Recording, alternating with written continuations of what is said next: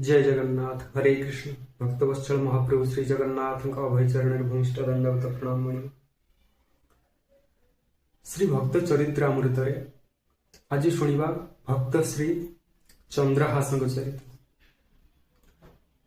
भक्त श्री चंद्रहास कौन से साधारण जन भक्त नथिले, जन महान भागवत थिले। महान भागवत थिले भक्त श्री चंद्रहास।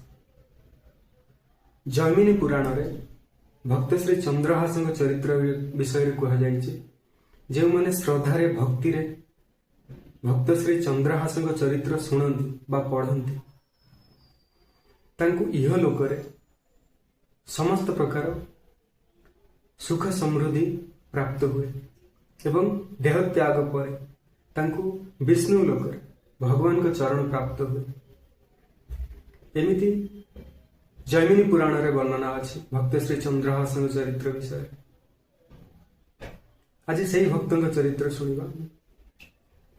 भक्त श्री चंद्रहास केरल राज्य रे एक वैष्णव परिवार अर्थ एक राज परिवार रे वैष्णव एथिपाई कहली जो राज परिवार रे से जन्म ग्रहण करथिले। तांकर पिता माता जो राजा एवं रानी परम वैष्णव थे। राजा अति भागवत प्रिय थे। भागवत प्रिय थे। भगवत अर्थ भगवान, भागवत अर्थ भक्त। तेणु राजा भगवत प्रिय एवं भागवत प्रिय थे। पूजा पाठ करवा, साधु सन्थ मान सेवा करवा, साधु वैष्णव के सेवा करवा, ब्राह्मण सेवा करवा एवं तांकर प्रजा मान को निजर पुत्र भली स्नेह प्रेम करुଥିଲେ। अति आनंद रे प्रजा माने तांको पाखरे रहुଥିଲେ, तांको राज्य रे वास करथिले। सेमिति एक परिवार रे भक्त श्री चंद्रहास जन्म है। भक्त श्री चंद्रहास जेतेबेले जन्म ग्रहण कले, साधारणतः शिशुटीए जन्म ग्रहण कले प्रथमे क्रंदन करिथे। किंतु भक्त श्री चंद्रहास जेतेबेले जन्म ग्रहण कले से प्रथमे कांदिबा बदले भगवान कृष्णଙ୍କ नाम उच्चारण करथिले, जय श्री कृष्ण। यह देखि राजा एवं रानी अति प्रसन्न होइथिले। तांकर पुत्र जने भागवत, जने महत भागवत, महान भागवत। राजा अति प्रसन्नर सहित तांकर राज्य रे उत्सव मनाइले। अपुआ कूल रे पुआ जन्मे, से राजा तांकर राज्य रे सुसज्जित करी ब्राह्मण भोजन करवा, दान दक्षिणा देवा, साधु वैष्णव के सेवा करवा, प्रजा मान सेवा करवा, प्रजा मान दान दक्षिणा देवा, एमती अनेक प्रकार उत्सव पालन कले।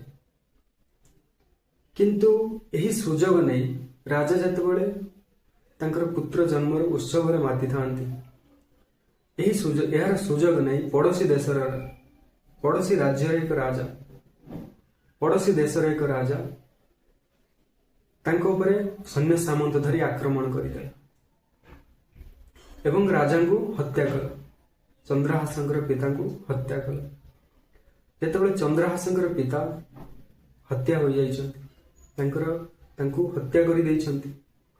चंद्रहास मां निजर सतीत्व रक्षा करिवा पई से मध्य देह त्याग करदेले, प्राण झास देदेले।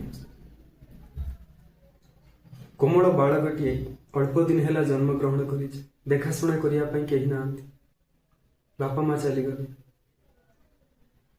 सेपटे पड़ोसी देशर राजा निज शासन को नहीं सारी, पड़ोसी राजा राज्य को शासन को नहीं सारी।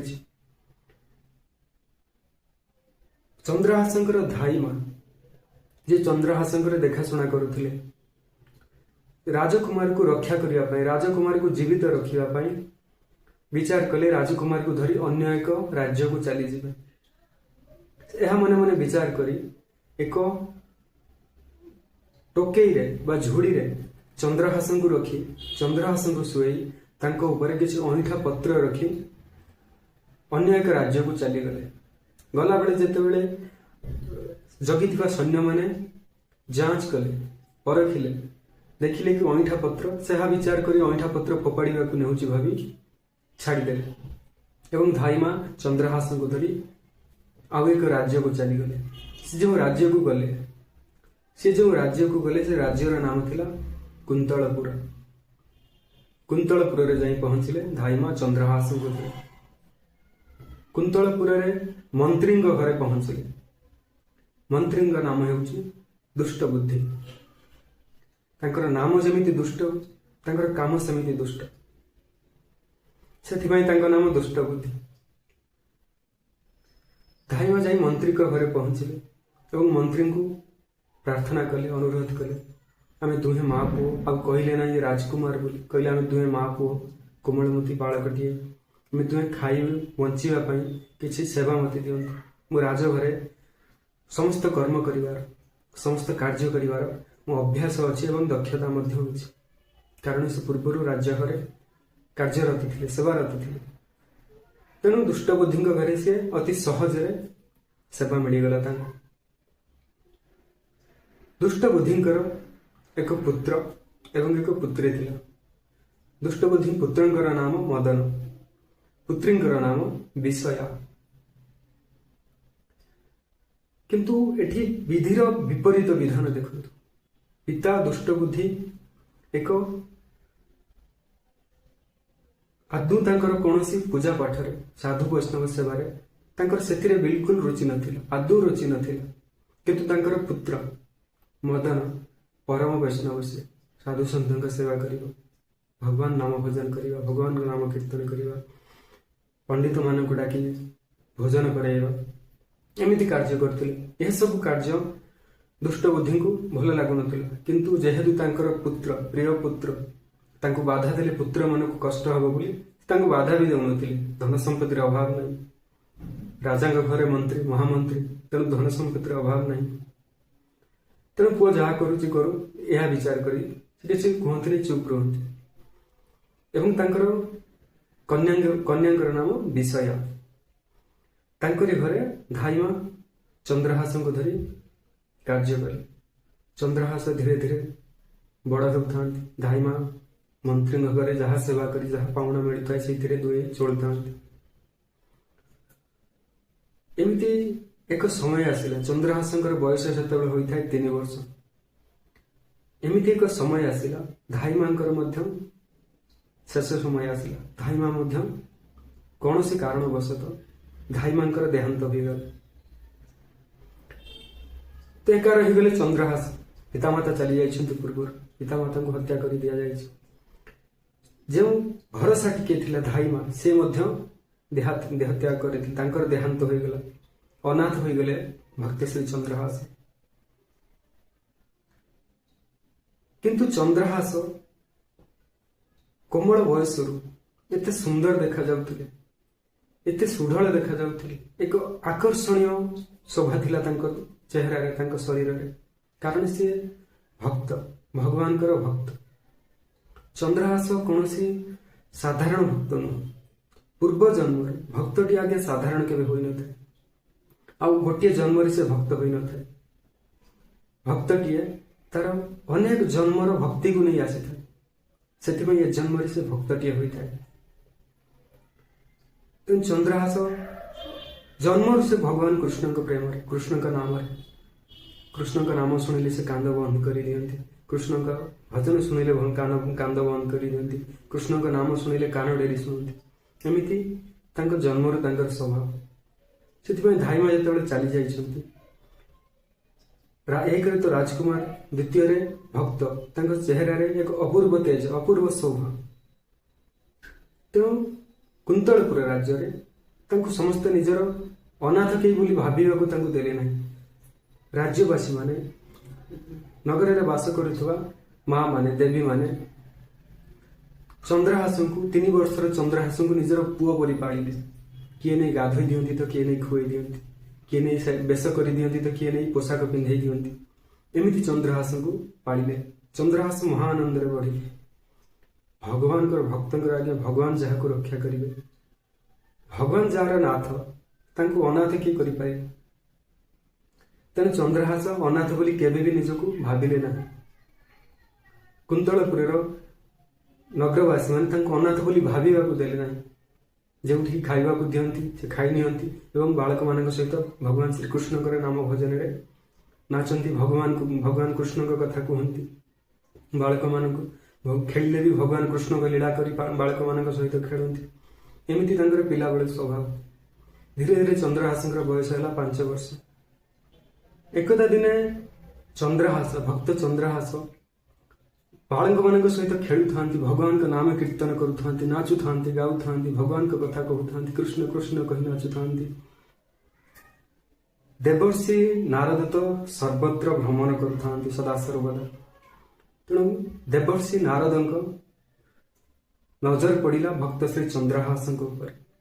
ଚନ୍ଦ୍ରହାସଙ୍କ ପାଖକୁ ଆସିଲେ, ତାଙ୍କ ମୁଣ୍ଡରେ ହାତ ମାରିଲେ, କହିଲେ ବାବା ତୁମେ କିଏ?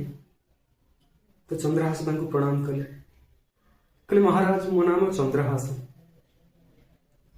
ଦେବର୍ଷି କହିଲେ ତୁମର ଏତେ କୋମଳ ବୟସରୁ, ଏତେ କମ ବୟସରୁ ତୁମେ ଭଗବାନଙ୍କ ନାମରେ ଏତେ ହଜି ଯାଉଛ, ଏତେ ମଜି ଯାଉଛ, ଏତେ ଭକ୍ତି ଦେଖି ମୁଁ ପ୍ରସନ୍ନ ହେଲି, ସେଥିପାଇଁ ତୁମ ପାଖକୁ ଆସିଲି। ତୁମକୁ ମୁଁ ଆଜିଠାରୁ ଶିଷ୍ୟ ରୂପରେ ଗ୍ରହଣ କରୁଛି, ତୁମକୁ ମନ୍ତ୍ର ଦୀକ୍ଷା ଦେଉଛି, ଗୁରୁ ଦୀକ୍ଷା ଦେଉଛି ଏବଂ ତୁମକୁ ସେବା କରିବା ପାଇଁ, ଭଗବାନଙ୍କ ସେବା କରିବା ପାଇଁ ତୁମକୁ ଏକ ଭଗବାନଙ୍କ ପ୍ରତିମା ଦେଉଛି, ବିଗ୍ରହ ଦେଉଛି। ତ ଭଗବାନ ନାରଦ ମହାମୁନି ଚନ୍ଦ୍ରହାସଙ୍କୁ ଏକ ମନ୍ତ୍ର ଦୀକ୍ଷା ଦେଲେ ଏବଂ ଏକ ଛୋଟିଆ ଶାଳ ଗ୍ରାମ ପ୍ରତିମାଟିଏ ଚନ୍ଦ୍ରହାସଙ୍କୁ ଦେଲେ। କହିଲେ ଏହାଙ୍କୁ ରଖ, ଆଜିଠାରୁ ଏହାଙ୍କ ସେବା କରିବ। ତ ଚନ୍ଦ୍ରହାସ କହିଲେ ଗୁରୁଦେବ ମୁଁ ତ ପୂଜା ମନ୍ତ୍ର କିଛି ଜାଣିନାହିଁ ଏବଂ ମୋର ଘର ବି ନାହିଁ, ଯିଏ ଯୋଉଠି ରଖିଦେଉଛି, ଯିଏ ଯୋଉଠି ଯାହା ଦିଟା ଖାଇବାକୁ ଦେଇ ଦେଉଛି ମୁଁ ଖାଉଛି, ଯେଉଁଠି ନାହିଁ ସେଇଠି ଶୋଇଯାଉଛି। ତେଣୁ ମୁଁ ଭଗବାନଙ୍କୁ ରଖିବି କେଉଁଠି? ମୋର ଘର ନାହିଁ, ସିଂହାସନ ନାହିଁ, ମନ୍ଦିର ନାହିଁ, ମୁଁ ରଖିବି କେଉଁଠି ତାକୁ? ଏବଂ ତାଙ୍କୁ କ'ଣ ଦେଇ ମୁଁ ପୂଜା କରିବି? ମୋ ପାଖରେ ଅଛି କ'ଣ? ମୁଁ ତ ନିଜେ ଅନାଥ ଭଳି ରହିଛି, ଯାହା ଅନ୍ୟମାନଙ୍କ ଦୟାରେ ବଞ୍ଚିଛି, ମୁଁ ତାଙ୍କୁ କ'ଣ ଦେବି? ତ ନାରଦ ମହାମୁନି କହିଲେ କେବଳ ଏତିକି ସେବା କରିବ, ଧୋଇ ଦେଇ ପିଇଦବ ଏବଂ ଦେଖେଇ ଦେଇ ଖାଇଦବ। ଅର୍ଥ ସକାଳୁ ତୁମର ନିତ୍ୟକର୍ମ ସାରି ଭଗବାନଙ୍କୁ ଗାଧୋଇ ଦବ, ଜଳ ଆଣି ଗାଧୋଇ ଦବ ଏବଂ ଭଗବାନଙ୍କ ଚରଣାମୃତ ପାଇଦବ, ପିଇଦବ। ତାପରେ ଯୋଉଠି ଯାହା ତୁମକୁ ମିଳୁଛି, ଯାହା ମିଳୁଛି ଭଗବାନଙ୍କୁ ଦେଖେଇ ଦବ। ତୁଭ୍ୟମ୍ ଦେବୀ ବସ୍ତୁ ଗୋବିନ୍ଦ ତୁଭ୍ୟମ୍ ସମର୍ପୟାମି। ଭଗବାନଙ୍କୁ ପ୍ରସାଦ ଲଗେଇ ସେ ପ୍ରସାଦକୁ ନିଜେ ପାଇଦବ। ତ ନାରଦ ମହାମୁନି ଏହା କହି ଚାଲିଗଲେ, ଚନ୍ଦ୍ରହାସଙ୍କୁ ଆଶୀର୍ବାଦ କରି ଚାଲିଗଲେ।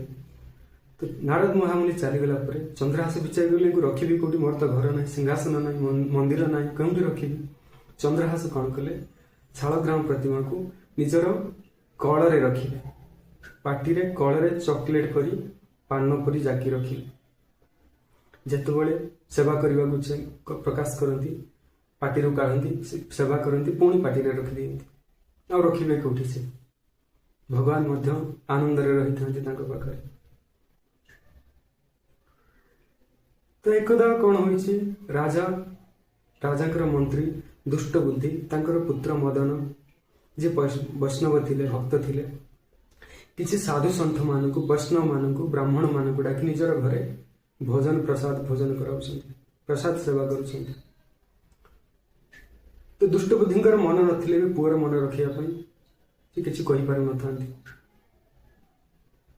ହଠାତ୍ କିଛି ବୈଷ୍ଣବ, ଜଣେ ସାଧୁ ଦେଖିଲେ, ଜଣେ ସିଦ୍ଧ ସାଧୁ ମହାତ୍ମା ଦେଖିଲେ, କିଛି ଦୂରରେ ଚନ୍ଦ୍ରହାସ ବାଳକମାନଙ୍କ ସହିତ ଅତି ଆନନ୍ଦର ଭଜନ କରି ନାଚୁଛନ୍ତି, ଭଗବାନ କୃଷ୍ଣ କୃଷ୍ଣ କହି ନାଚୁଛନ୍ତି। ତ ମହାତ୍ମା ଜଣଙ୍କ, ଭକ୍ତଟି ଆଜ୍ଞା ଭକ୍ତଙ୍କୁ ଚିହ୍ନିପାରେ। ତ ମହାତ୍ମା ଜଣଙ୍କ ଚନ୍ଦ୍ରହାସକୁ ନିଜ ପାଖକୁ ଡାକିଲେ, କହିଲେ ବାବା ଏଠିକି ଆସ, ପ୍ରସାଦ ଭୋଜନ କରି ପ୍ରସାଦ ଗ୍ରହଣ କରିବୁ। ତ ଚନ୍ଦ୍ରହାସଙ୍କୁ ପାଖରେ ବସେଇ ପ୍ରସାଦ ଦେଲେ। ଚନ୍ଦ୍ରହାସ ପ୍ରସାଦ ଗ୍ରହଣ କରୁଥାନ୍ତି। ଏହି ସମୟରେ ଦୁଷ୍ଟ ବୁଦ୍ଧି ତାଙ୍କର କନ୍ୟା ବିଷୟାକୁ ଧରି ଆସି ପହଞ୍ଚିଲେ। ମହାତ୍ମାମାନଙ୍କ ଇଚ୍ଛା ନଥିଲେ ବି ପ୍ରଣାମ କଲେ, ନହେଲେ ତାଙ୍କ ପୁତ୍ର ରାଗିବେ।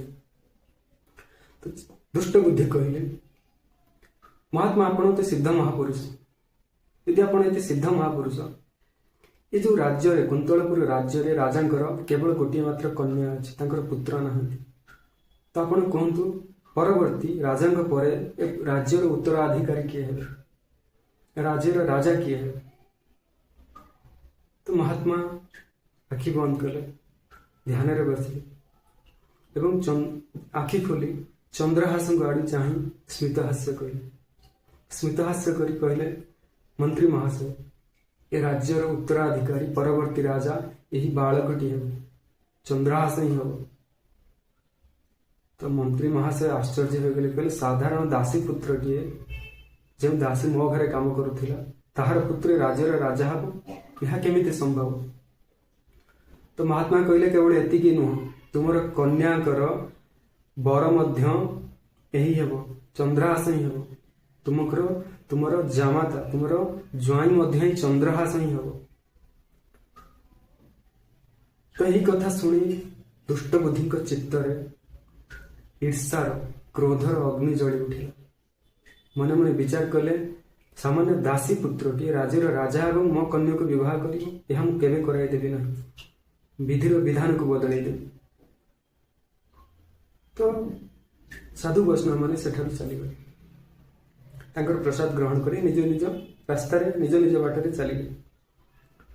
କିନ୍ତୁ ଦୁଷ୍ଟ ବୁଦ୍ଧି ସେ ବିଚାର କରୁଥାନ୍ତି, ବାଳକଟିକୁ କେମିତି ମାରିବି? ସାଧାରଣ ଦାସୀ ପୁତ୍ରଟିଏ ମୋ କନ୍ୟାକୁ ବିବାହ କରିବ, ରାଜ୍ୟର ରାଜା ହେବ, ଏହା ମୁଁ କେବେ ବି କରାଇ ଦେବି ନାହିଁ। ତ ଦୁଷ୍ଟ ବୁଦ୍ଧି କିଛି ଚଣ୍ଡାଳ ମାନଙ୍କୁ ଡାକିଲେ, ଯେଉଁ ଚଣ୍ଡାଳ ମାନେ ଅନ୍ୟର ହତ୍ୟା କରନ୍ତି, ସେ ଚଣ୍ଡାଳ ମାନଙ୍କୁ ଡାକିଲେ। ଚଣ୍ଡାଳ ମାନଙ୍କୁ ଡାକି କହିଲେ, ତୁମେ ୟାକୁ ଜଙ୍ଗଲକୁ ନେଇଯାଅ, ଚନ୍ଦ୍ରହାସକୁ ଧରି ଜଙ୍ଗଲକୁ ନେଇଯାଅ ଏବଂ ଏହାକୁ ଗୁପ୍ତ ଭାବରେ ୟାକୁ ହତ୍ୟା କରିଦିଅ।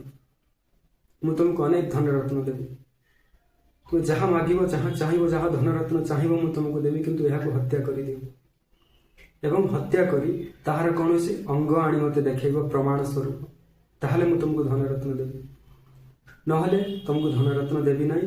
ଯଦି ତୁମେ ହତ୍ୟା ନ କଲ, ତାହେଲେ ମୁଁ ତୁମକୁ ହତ୍ୟା କରିଦେବି। ତ ଚଣ୍ଡାଳ ମାନେ ଅର୍ଥ ଲୋଭରେ, ଧନ ଲୋଭରେ ଚନ୍ଦ୍ରହାସଙ୍କୁ ଧରି ଜଙ୍ଗଲକୁ ଚାଲିଲେ, ତାଙ୍କୁ ହତ୍ୟା କରି। କିଛି ବାଟ ଗଲା ପରେ ଚନ୍ଦ୍ରହାସଙ୍କୁ ଦୁଇ ହାତକୁ ଧରି ଦୁଇ ପଟରେ ଦୁଇଟି ଚଣ୍ଡାଳ ଚାଲିଥାନ୍ତି। କିଛି ବାଟ ଗଲା ପରେ ଭକ୍ତଙ୍କ ସ୍ପର୍ଶ ପାଇ, ପରମ ବୈଷ୍ଣବଙ୍କ ସ୍ପର୍ଶ ପାଇ ଦୁହିଁଙ୍କ ଚିତ୍ତ ପରିବର୍ତ୍ତନ ହେବାକୁ ଲାଗିଲା। ଦୁହେଁ ଜଣେ ଅନ୍ୟ ଜଣଙ୍କୁ କହୁଥାନ୍ତି, ଏତେ କୋମଳ ବାଳକଟିଏ, ଏତେ ନିରୀହ ବାଳକଟିଏ, ଭଗବାନଙ୍କ ଭକ୍ତ ଇଏ, ଭଗବାନଙ୍କ ନାମ ସ୍ମରଣ କରୁଛି, ନାମ ଜପୁଛି, ଏହାକୁ ମନ୍ତ୍ରୀ ମାରିବାକୁ କ'ଣ ପାଇଁ ଚାହୁଁଛନ୍ତି? ମନ୍ତ୍ରୀଙ୍କର ଇଏ କ'ଣ କ୍ଷତି କରିଛି? ଦୁହିଁଙ୍କ ମନରେ ମମତା ଆସିଲା, ବାତ୍ସଲ୍ୟ ଭାବ ଜାତ ହେଲା, ପ୍ରେମ ଭାବ ଜାତ ହେଲା। ଏମିତି ଜଙ୍ଗଲକୁ ନେଇଯାଇ, ଏମିତି କଥାବାର୍ତ୍ତା ହୋଇ ଜଙ୍ଗଲକୁ ନେଇଯାଇ ଏକ ବୃକ୍ଷ ମୂଳରେ ବସିଲେ। ବୃକ୍ଷ ମୂଳେ ବସି ଚନ୍ଦ୍ରହାସଙ୍କୁ କହିଲେ, ତୁମେ ଜାଣିଛ ଆମେ ତୁମକୁ କ'ଣ ପାଇଁ ଏଠାକୁ ଆଣିଛୁ? ଚନ୍ଦ୍ରହାସ କହିଲେ, ମୁଁ ତ ଜାଣିନାହିଁ। ତ ଚଣ୍ଡାଳ ମାନେ କହିଲେ, ଆମେ ତୁମକୁ ହତ୍ୟା କରିବା ପାଇଁ ଆଣିଛୁ, ତୁମକୁ ହତ୍ୟା କରିବା ପାଇଁ ମନ୍ତ୍ରୀଙ୍କର ଆଦେଶ ଅଛି। ତ ଚନ୍ଦ୍ରହାସ କହିଲେ, ମୁଁ ତାଙ୍କର କ'ଣ କ୍ଷତି କଲି, ସେ କ'ଣ ପାଇଁ ମୋତେ ହତ୍ୟା କରିବେ?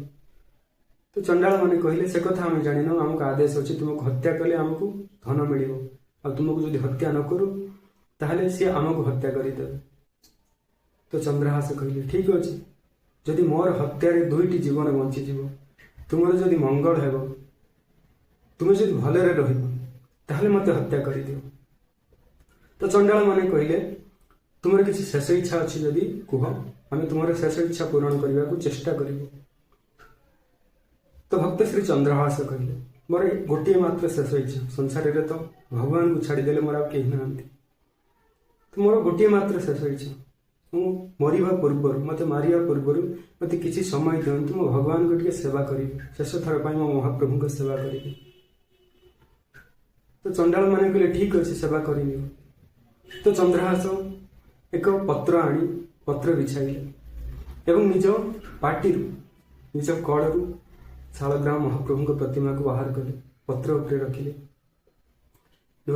ପାଖରେ ଥିବା ଏକ ନଦୀରୁ କିଛି ପତ୍ର ଠୁଙ୍ଗାରେ କିଛି ଜଳ ଆଣିଲେ।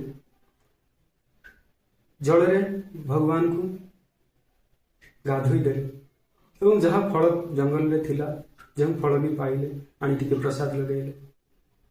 ପ୍ରସାଦ ଲଗାଇ ଭଗବାନଙ୍କୁ ପ୍ରଣାମ କଲେ, ଭଗବାନ, ଏ ଅଧମର ଏତିକି ଦିନ ଆପଣଙ୍କର ସେବା କରିବାର ଥିଲା, आज मोर शेष सेवा शेष पूजा शेष सेवा स्वीकार करंतु। आज मु आपन सेवा करि ना। मु जानि नहीं कौन मरवा को जाऊँ। मंत्री आदेश रे माने मते मारिदेवे। तेणु आज मोर शेष सेवा स्वीकार करंतु महाप्रभु एमती कही प्रार्थना करुछंती, स्तुति करुछंती, अनेक प्रकार स्तुति करुछंती। यह सब देखी चंडाल मान हृदय परिवर्तन हो गला। दुहे दुही को चाहे कांदिबा को लगे। कहले एते सुंदर बालक, एते कोमल बालक, एते कम बयस भगवान के प्रति एते भक्ति, यह आम मारिबू केमिति? दुहे दुही को चाहे कांदिबा को लगे। आमे मारी पारिबु ना, यह आमे केबे भी मारी पारिबु ना। आमर प्राण पछे मंत्री नहीं जानतु किंतु आमे एको मारी पारिबु ना। तो चंद्रहास पूजा सारी सेवा सारी महाप्रभुଙ୍କର सेवा सारी कहे मु प्रणाम करुछि, तुम्हें मत हत्या कर दिए। तो चंडाल माने चंद्रहास चरण में पड़गले। तुम्हें हे भक्तराज, हे महात्मा, तुमको आम हत्या कर आमर पछे प्राण जब आम तुमको हत्या कर एमती कही कांदु था। चंडाल माने चंद्रहास को देखु था। एमती भगवान एमती लीला कले। हठात चंडाल नजर पड़ा चंद्रहास बाम पादरे थिबा 6टी आंगुली उपर। कहीं कहीं व्यक्तिंकर हाथ रे बा गोड़े गोटे आंगुली अधिका थाए। तो सेमिति चंद्रहास बाम पादरे कानी आंगुली पाखरे आउ एक छोटी आंगुली थी। तो चंडाल माने कहले, चंद्रहास एबे तुमर बंचीबार उपाय आमको मिलगला। भगवान तुमको बंचाई देले। तुम्हें केमिति बंचीब से उपाय आमको भगवान कहीदे। टिके कष्ट हम, टिके कष्ट तुम्हें सही जाओ, तुम प्राण बंची। तो चंद्रहास को चंडाल माने एमिति कही तांकर बाम पादरे 6ठ आंगुली को काटी नेले एवं नहीं राजा को देखईदेले, मंत्री को देखईदेले। मंत्री महाशय आम हत्या कर देछु, तार आंगुली काटी आनी। आपण कही प्रमाण आने तार आंगुली काटिक प्रमाण रूप में आनी नियंतु। तो मंत्री मध्य प्रसन्न हो गले। मो रास्तार कंटा हटिगला।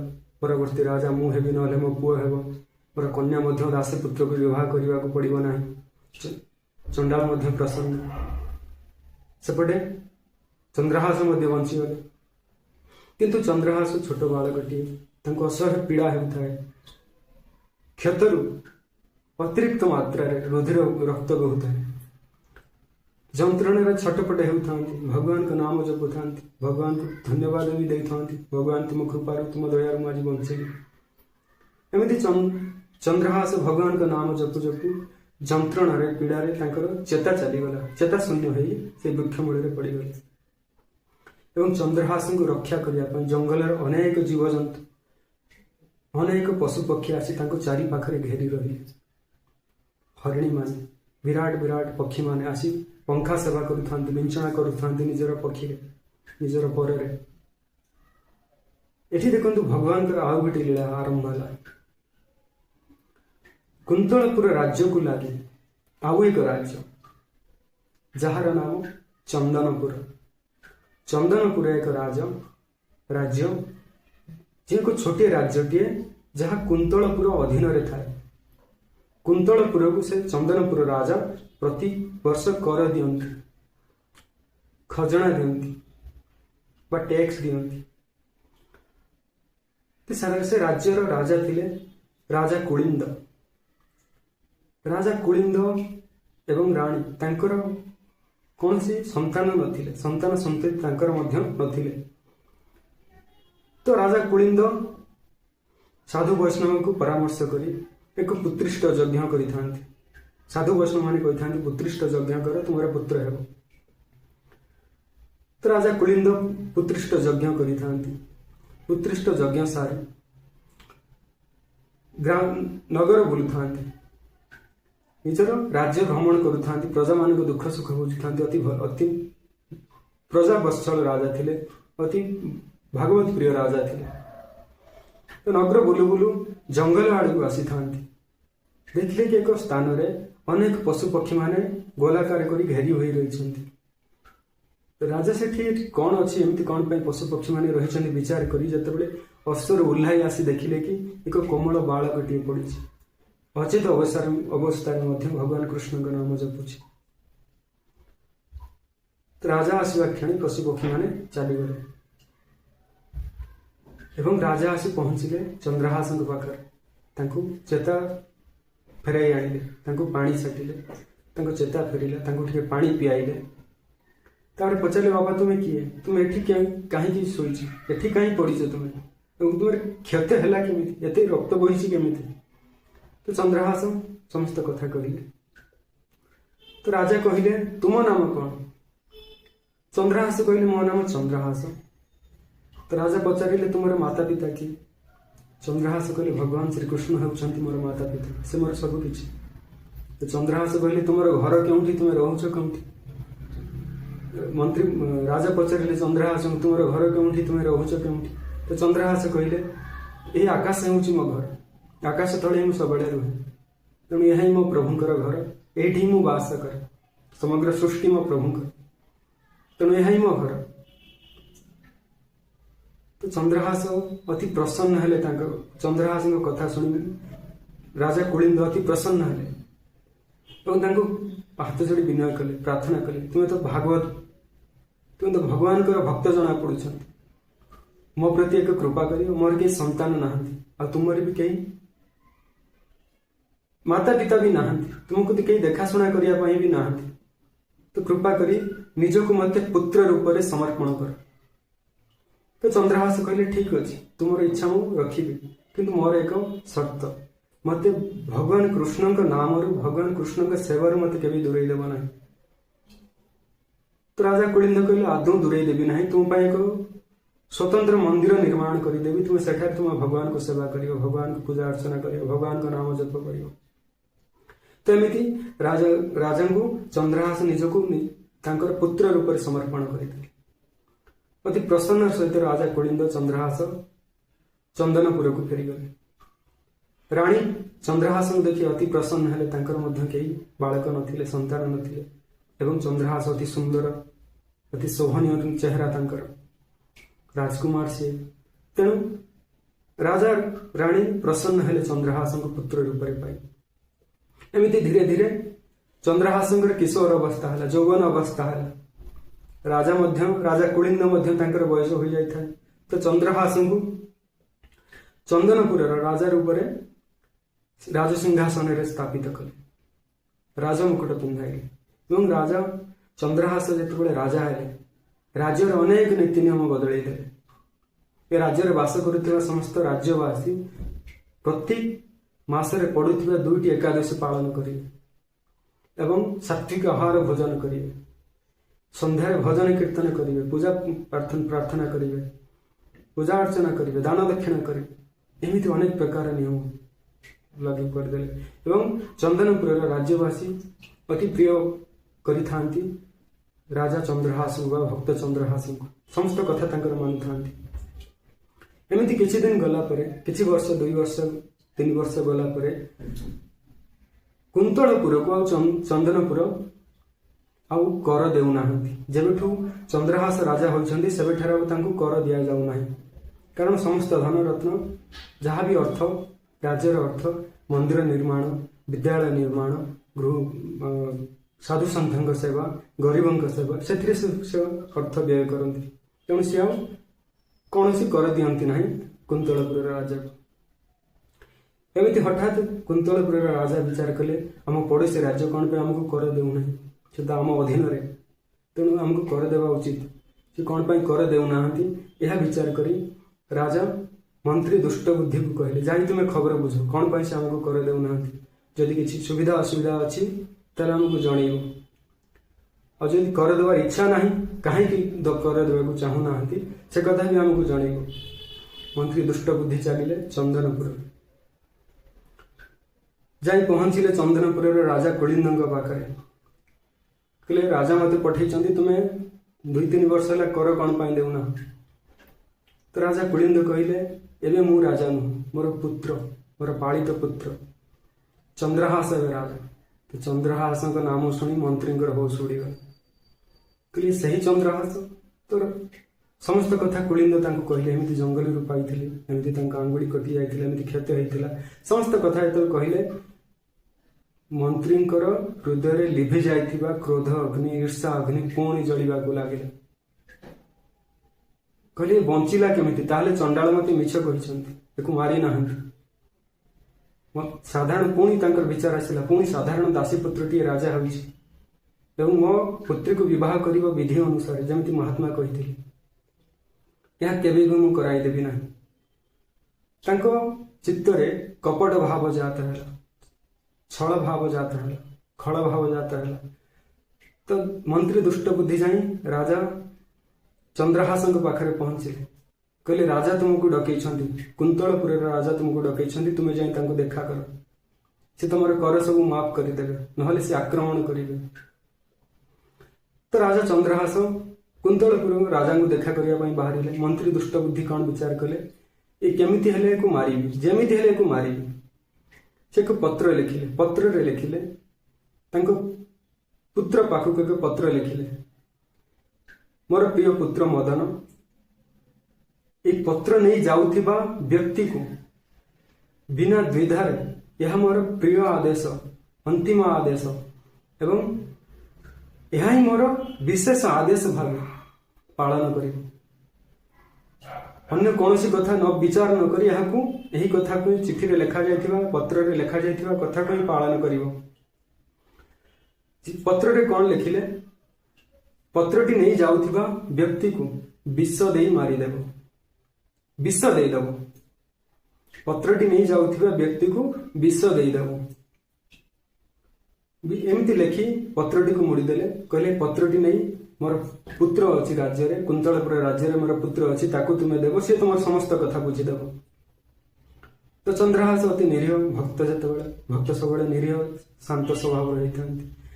ତ ଚନ୍ଦ୍ରହାସ ପତ୍ରଟିକୁ ନିଜର ପଗଡ଼ିରେ ରଖିଲେ ଏବଂ ଅଶ୍ଵ ଚଢ଼ି ଚାଲିଲେ କୁନ୍ତଳପୁର ରାଜ୍ୟକୁ। ଅଶ୍ଵ ଚଢ଼ି କୁନ୍ତଳପୁର ରାଜ୍ୟରେ ପହଞ୍ଚିବା କ୍ଷଣି କିଛି ବାଟ ପରେ ତାଙ୍କୁ ଶୋଷ ଲାଗିଲା ଏବଂ ଅଶ୍ଵ ରଖି କୁନ୍ତଳପୁରରେ ରାଜାଙ୍କ ବଗିଚାରେ, ରାଜାଙ୍କ ଉଦ୍ୟାନରେ ଏକ ପୁଷ୍କରଣୀ, ସୁନ୍ଦର ପୁଷ୍କରଣୀ ଥାଏ ଏବଂ ଅତି ସୁନ୍ଦର ପୁଷ୍ପମାନ ଫୁଟିଥାନ୍ତି, ଅତି ସୁନ୍ଦର ବାସ୍ନା ଆସୁଥାଏ, ସୁଗନ୍ଧ ଆସୁଥାଏ। ତ ଚନ୍ଦ୍ରହାସ ଅଶ୍ଵ ବାନ୍ଧି ସେଠାରେ ଜଳପାନ କଲେ ଏବଂ ଟିକେ ବିଶ୍ରାମ କରିଛନ୍ତି ବୃକ୍ଷ ଛାଇରେ।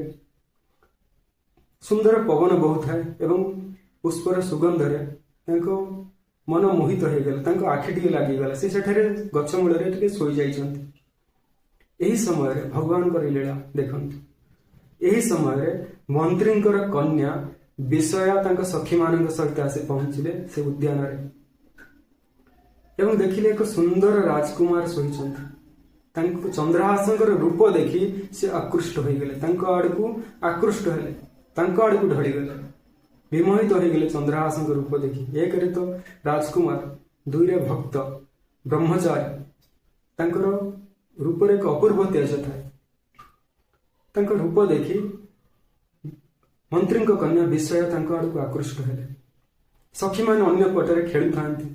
ବିଷୟା ଆସି ପହଞ୍ଚିଲେ ଚନ୍ଦ୍ରହାସଙ୍କ ପାଖରେ ଶୋଇଥିବା ଦେଖି ଦେଖିଲେ କି ତାଙ୍କ ପଗଡ଼ିରେ, ତାଙ୍କ ମୁଣ୍ଡରେ ଏକ ପତ୍ରଟିଏ ରଖାଯାଇଛି, ଏକ ଚିଠିଟିଏ ଅଛି। ସେ ଚିଠିଟିକୁ ବାହାର କଲେ, ଦେଖିଲେ ଚିଠିରେ ଲେଖାଯାଇଛି, ମୋର ପ୍ରିୟ ପୁତ୍ର ମଦନ, এই ଚିଠିଟି ନେଇ ଯାଇଥିବା ବ୍ୟକ୍ତିକୁ ବିନା ଦ୍ୱିଧାରେ ବିଷ ଦେଇଦେବୁ। ତ ବିଷୟା ଚିନ୍ତା କଲେ, ମୋର ବାପା ମୋ ଭାଇଙ୍କ ପାଖକୁ ଏମିତି ଚିଠି ପଠେଇଛନ୍ତି ୟାଙ୍କ ହାତରେ, କିନ୍ତୁ ଏଥିରେ ସେ ଏମିତି କଣ ଲେଖିଛନ୍ତି, ବିଷ ଦେଇଦେବୁ। ବୋଧହୁଏ ମୋ ବାପା କିଛି ଭୁଲ ଲେଖିଦେଇଛନ୍ତି।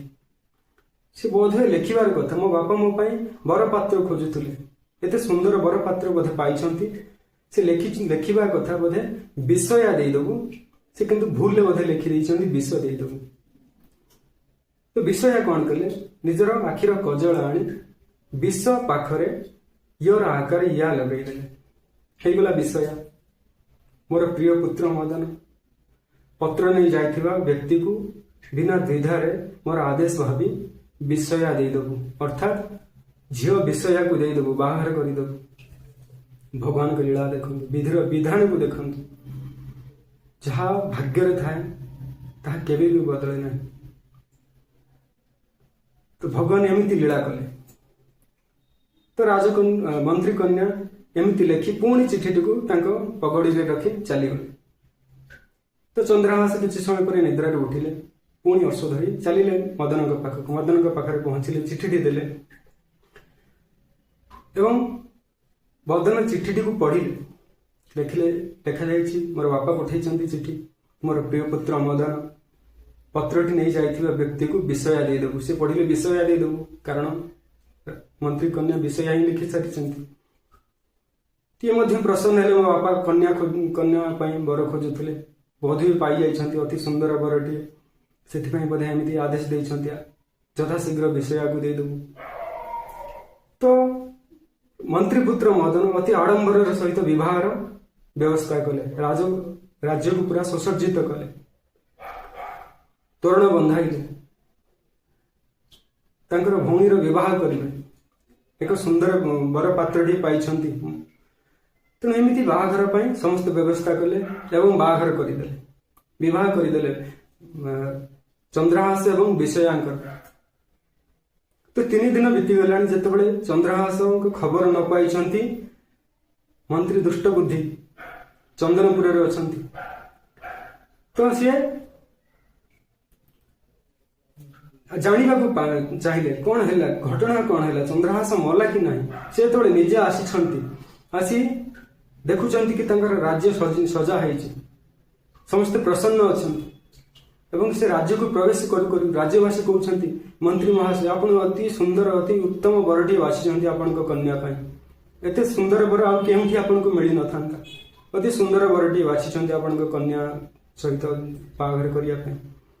शुणी आश्चर्य हेले, मु केतेबेले बर बाछिली, मु तो मारिया पाई पठेइथिले, केउ बर आसिला पुणी, मो पो कोन आ काहू बाघर करि देलानी मो झियो सहित। जेतेबेले जाई घरे पहुंची मदन को डाकिछन्ति। मदन कहउछन्ति, बापा आपण जहाँ लेखिथिले मु सेहा ही कली। तो दुष्टबुद्धि कहउछन्ति, मु कोन लेखिथिली, चिठी काई। जेतेबेले चिठी आनी देले, चिठी रे लेखा हिछि मोर प्रिय पुत्र मदन विषया को दे दो। से पुत्र को किछि कहि पारिले नाही, झियो जोई के आशीर्वाद देले।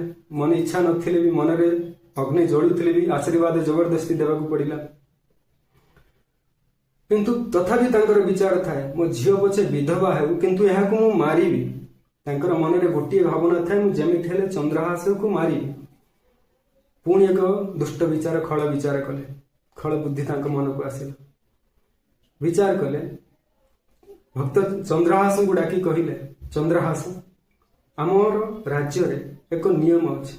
कौन सी नियम न थाए एमती बहाना करी से कहले मारिया पाई। कहले आम राज्य रे एक नियम अछि जे प्रथमे विवाह करिया राज्य को आसे, से एकाकी जाई ग्राम देवनी, ग्राम बाहर थिबा राज्य बाहर थिबा ग्राम देवनी पाखरे जाई से एकाकी पूजा करे।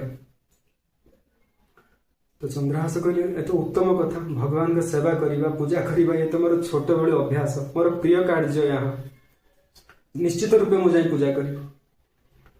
तो चंद्रहास पूजा करिया पई बाहरिले। सेपटे कुंतलपुर राजा जहाँ को बयस हो जाए एवं तांकर एकमात्र कन्या थांती, तांकर उत्तराधिकारी कई केही नाहंती। से तांकर राज पुरोहित राजगुरु को डाकी पचारिले, महाराज महात्मा ए राज्यर उत्तराधिकारी किए हेबो? मोर तो कई कन्या छड़ा कई पुत्र नाहंती, और कन्या तो राज सिंहासन में बसिबार विधान नहीं। तेणु ए राज्यर उत्तराधिकारी किए? राज्य को परवर्ती समय संभाळिबो किए? शत्रु रक्षा करिबो किए? तो राजगुरु तांको उपदेश देले, तुमरा कन्या को जे विवाह करिवो से ही तुमरा परवर्ती उत्तराधिकारी हो। तो महाराज कुंतलपुर राजा राजगुरु को हाथ जोड़ी प्रार्थना कले, महाराज आपण ही मो कन्या एक उत्तम वर बाछि दियंतु। तो राजगुरु कहले, राजा आपण व्यस्त हुंतु नहीं, एक उत्तम भक्त, एक भगवान प्रिय भक्त एवं एक उत्तम पात्र ही राज्य रे वर्तमान वास करुछि, जे कि चंदनपुर आसी। ତୁମେ ତାଙ୍କ ସହିତ ତୁମର କନ୍ୟାର ବିବାହ ପାଣି ଗ୍ରହଣ କରନ୍ତି। ସେଇ ଏ ରାଜ୍ୟ ପାଇଁ ଉତ୍ତମ ରାଜା ସିଏ। ତ ରାଜା ତାଙ୍କୁ କହିଲେ, ଆଦେଶ ଦେଲେ, ମନ୍ତ୍ରୀର ପୁତ୍ରଙ୍କୁ ଆଦେଶ ଦେଲେ, ମଦନଙ୍କୁ ଆଦେଶ ଦେଲେ, ମଦନ ତୁମେ କାଳ ବିଳମ୍ବ ନ କରି ଯାଇ ଚନ୍ଦନପୁରର ରାଜା ଚନ୍ଦ୍ରହାସଙ୍କୁ ମୋ ପାଖକୁ ନେଇକି ଆସ। ତାଙ୍କୁ ମୁଁ ରାଜା କରେଇବି, ମୋର କନ୍ୟାକୁ ବିବାହ କରି ମୁଁ ତାଙ୍କୁ ରାଜା କରେଇବି। ରାଜାଙ୍କ ଆଦେଶ ପାଇ ମଦନ ଅଶ୍ଵ ଚଢ଼ି ଆସିଲେ, ପହଞ୍ଚିଲେ ଚନ୍ଦ୍ରହାସଙ୍କ ପାଖରେ। ଚନ୍ଦ୍ରହାସ ଯାଉଥାନ୍ତି ମନ୍ଦିରକୁ ପୂଜା କରିବା ପାଇଁ। ତାଙ୍କୁ ବାଟରେ କହିଲେ, ମହାରାଜ ତୁମକୁ ଏବେ ଏହି କ୍ଷଣି ଡାକିଛନ୍ତି, ତୁମେ ଯାଇ ପହଞ୍ଚ ରାଜ ଦରବାରରେ। ତ ଚନ୍ଦ୍ରହାସ କହିଲେ, ମୁଁ ତୁମ ପିତାଙ୍କ ଆଜ୍ଞାରେ, ମୋର ଶ୍ୱଶୁରଙ୍କ ଆଜ୍ଞାରେ ମୁଁ ଯାଉଛି ସେ ପୂଜା କରିବା ପାଇଁ ଗ୍ରାମ ଦେବତୀଙ୍କ ମନ୍ଦିରକୁ। ତ ମଦନ କହିଲେ, ତୁମେ ବ୍ୟସ୍ତ ହଉ ନାହିଁ, ମୁଁ ଯାଇ ପୂଜା କରିଦେଉଛି, ତୁମେ ଆଗେ ଯାଇ ରାଜାଙ୍କୁ ଦେଖା କର।